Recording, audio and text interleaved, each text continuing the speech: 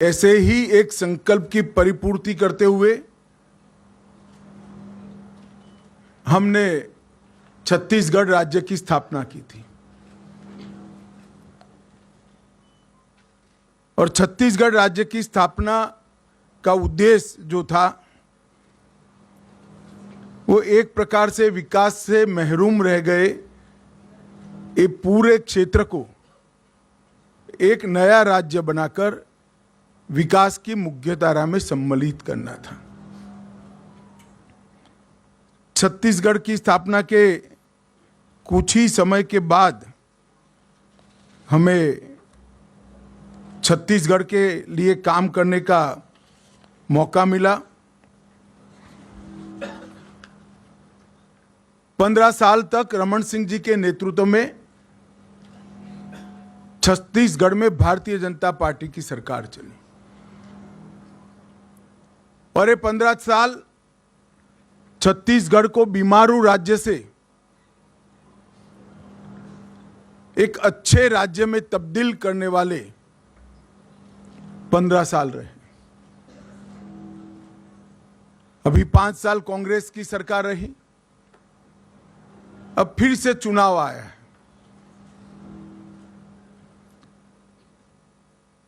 मुझे मालूम है यहां पर छत्तीसगढ़ की जनता परिवर्तन करने जा रही है। मैं छत्तीसगढ़ में घुमा हूं, जनता से संवाद भी किया है। मैं भारतीय जनता पार्टी की ओर से छत्तीसगढ़ की जनता को आश्वस्त करना चाहता हूं कि बीमारू राज्य से हमने छत्तीसगढ़ को अच्छा राज्य बनाया है और ये अच्छे राज्य को संपूर्ण विकसित राज्य बनाने का काम हम आने वाले 5 साल के अंदर करेंगे। 15 साल जो हमारे रहे वो 15 साल में रमन सिंह के नेतृत्व में और 5 साल रमन सिंह और नरेंद्र मोदी जी के नेतृत्व में। शुरुआत के 10 साल ढेर सारी अड़चनें होने के बावजूद भी हमने छत्तीसगढ़ का दिन दूना रात चौगुना विकास करने का काम किया। छत्तीसगढ़ के कई दुर्गम क्षेत्रों को नक्सलवाद के कहर से मुक्त करने का काम भारतीय जनता पार्टी की सरकार ने किया।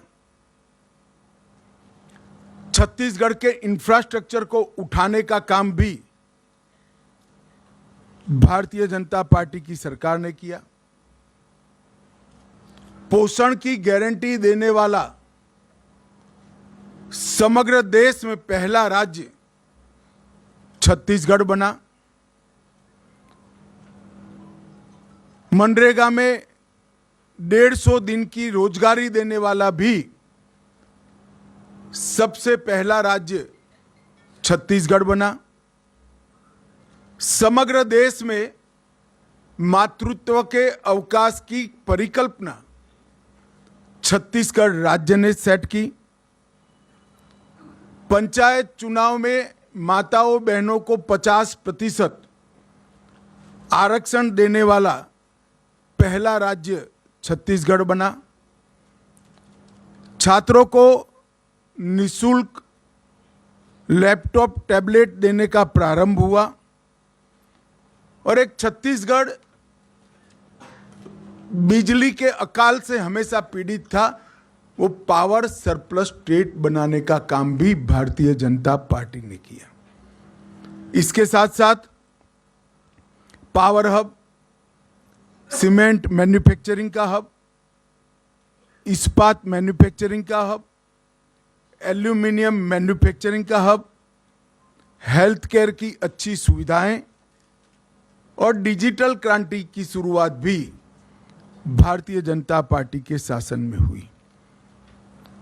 आदिवासी अंचल जहां एक कॉलेज स्थापना भी बड़ा दिक्कत था, सरगुजा और बस्तर में 2 नए विश्वविद्यालय बनाने का काम भारतीय जनता पार्टी ने किया और दंतेवाड़ा जैसे सुदूर क्षेत्र में भी शिक्षा के नए मानांक गढ़ने का काम रमन सिंह के नेतृत्व में भारतीय जनता पार्टी ने किया। उसी कालखंड में 2 मेडिकल कॉलेज से वहां से बढ़ाकर हमने 15 तक पहुंचाए। मेडिकल के विद्यार्थियों की सीटों की उपलब्धि 100 से बढ़ाकर 1100 तक ले गए। इंजीनियरिंग कॉलेज 14 से बढ़ाकर 50 तक ले गए। पॉलिटेक्निक कॉलेज 10 से बढ़ाकर 51 तक ले गए। आईटीआई 61 से बढ़ाकर 176 तक ले गए। डेंटल कॉलेज 1 से बढ़ाकर 5 तक ले गए। नर्सिंग कॉलेज 1 से बढ़ाकर 84 तक ले गए। मैनेजमेंट के कॉलेज 2 से बढ़ाकर 16 तक ले गए। और पशु चिकित्सा कॉलेज और कृषि कॉलेज 4 से बढ़ाकर 31 तक ले जाने का काम हुआ। परंतु बीच में